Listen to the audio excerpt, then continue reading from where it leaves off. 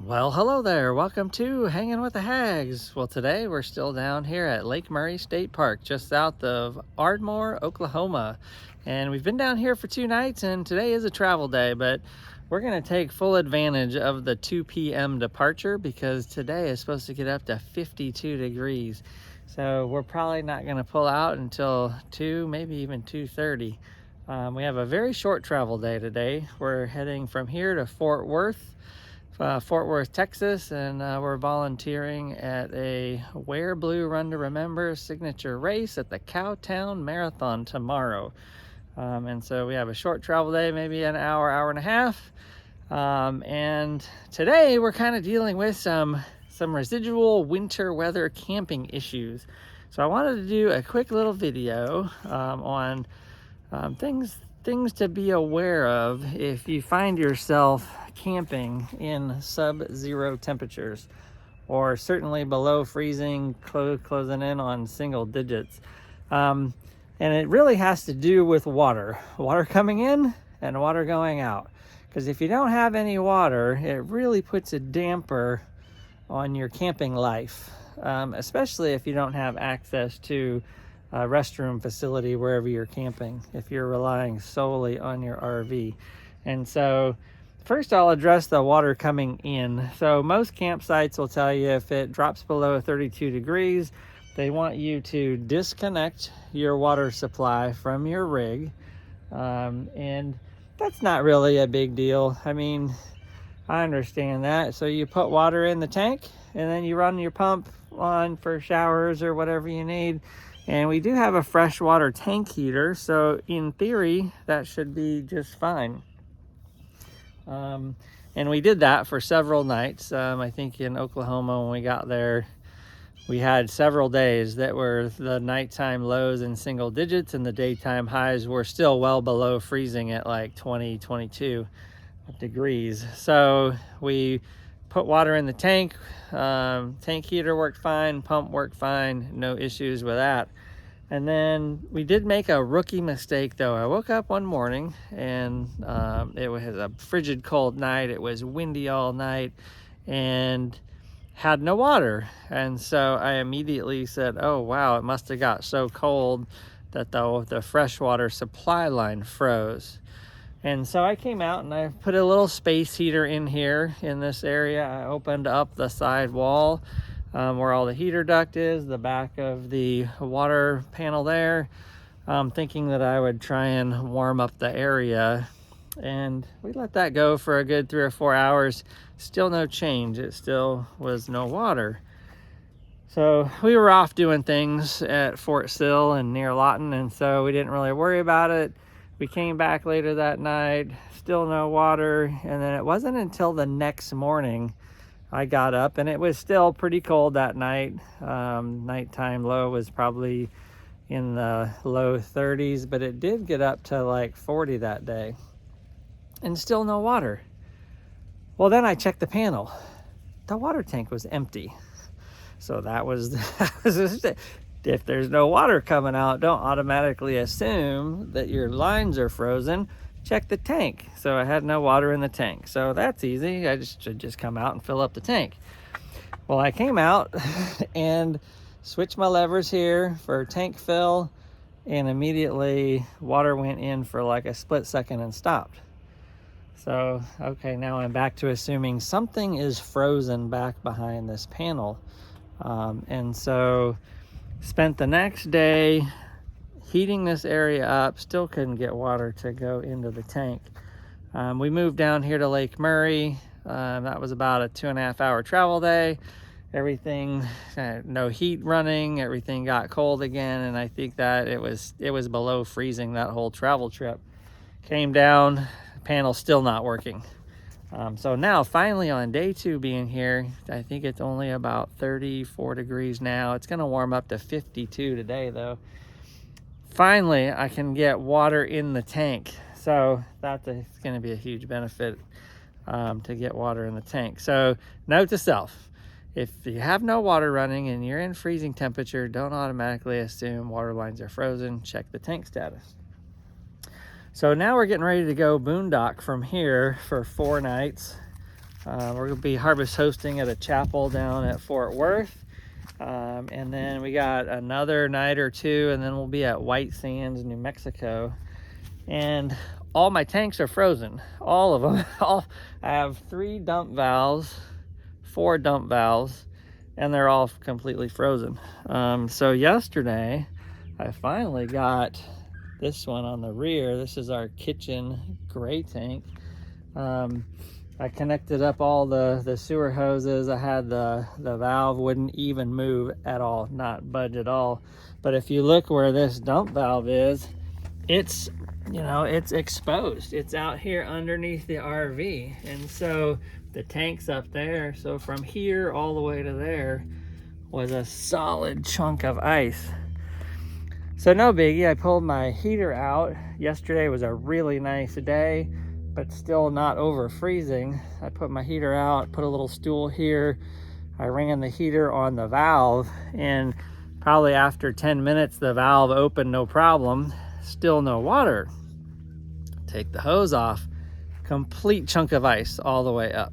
So I leave the heater on the valve outside, and it was enough to allow for that chunk to slowly start letting water seep through.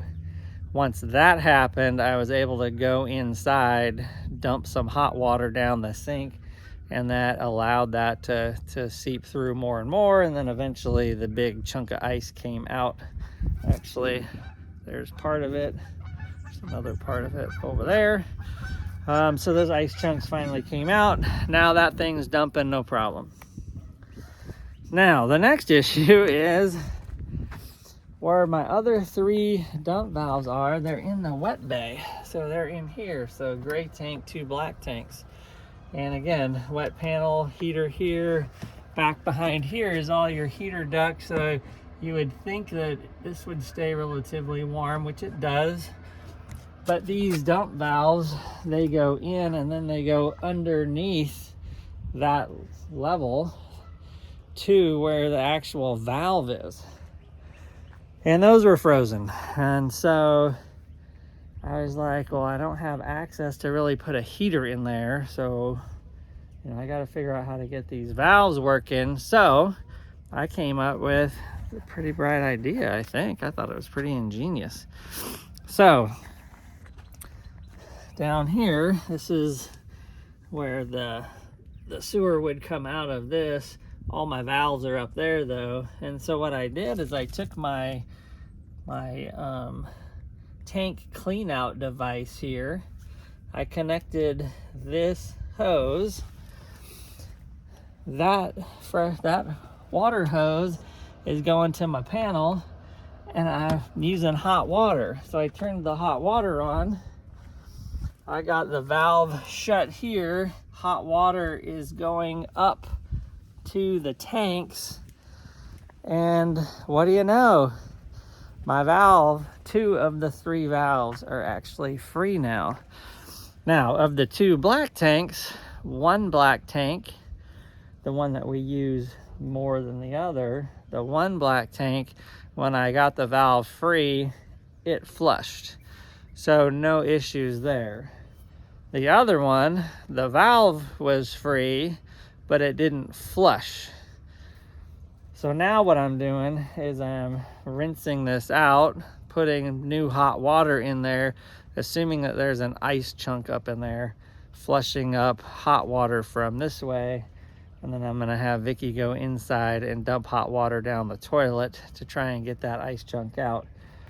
And then I still have one last one. This is the gray tank for this side, for the upper part of the RV.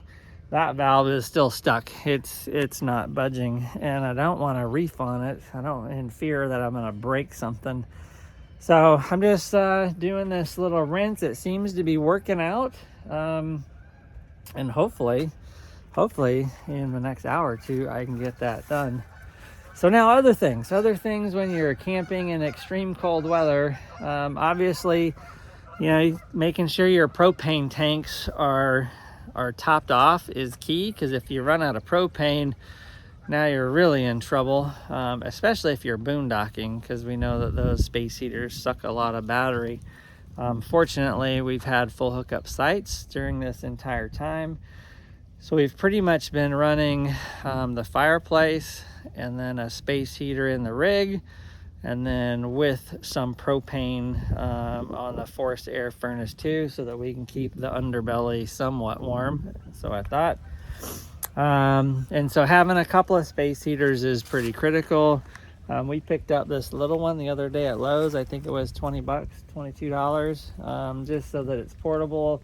I can put it down here. I can thaw some stuff from underneath. The other thing that we did, before I go to that, so you see that this is our bedroom slide here, and that bedroom slide is closed. And that's not because it's a travel day and we've already done our prepare to march order list. The bedroom slide is closed because when we were at Fort Sill, the winds were howling. I mean, absolutely blowing through the campground. And it was like getting into the single digits, and I felt like it was just leaking air a lot. So we said, well, what if we just pulled the slide in? On this RV, we have opposing slides in our bedroom. So having our bedrooms or bed slide in, we can still walk around the end of the bed, no problem. And what that did is, I feel like this closed seal is much better than its open seal. And then the two windows that flank the headboard are now inside, so there's less exterior wall outside. So I felt like that helped out tremendously. And then the other thing that I did is I bought some of this reflective, this is probably 3/8 inch bubble wrap with reflective material on it. And what I did is that window up there, I put a layer of this on the window. I just command stripped it to the window frame, cut it out, and command stripped it to the window frame. So now we have that up there, plus the shade down. I feel like has really helped out in the bedroom when we're trying to sleep at night. So yeah, I think that was a good improvement there. That's the only window that we've put that stuff on. The downstairs, we just draw all the shades and keep the heater going. But yeah, other than that, that's about it. So those are the things that we learned on this little adventure. Hopefully I'll get these valves unstuck. We're heading west, and the weather is looking fantastic. Like, I think there's gonna be this hot front coming up from Mexico. So I think tonight we're gonna get down at Fort Worth, the low of like 32. And then tomorrow high is 60, and then as we go west, the weather's going to get even better. I think Phoenix is going to be 72 on Tuesday, where everyone has been having seasonably cold weather. But that's it for hanging with the hags. So those are my tricks for winter camping. Hope that helps somebody out. If you got any questions, put them in the comments below. I'll get to those periodically. And thanks for watching. Share, like, and subscribe. And yabba dabba doo. We'll be at a campsite near you.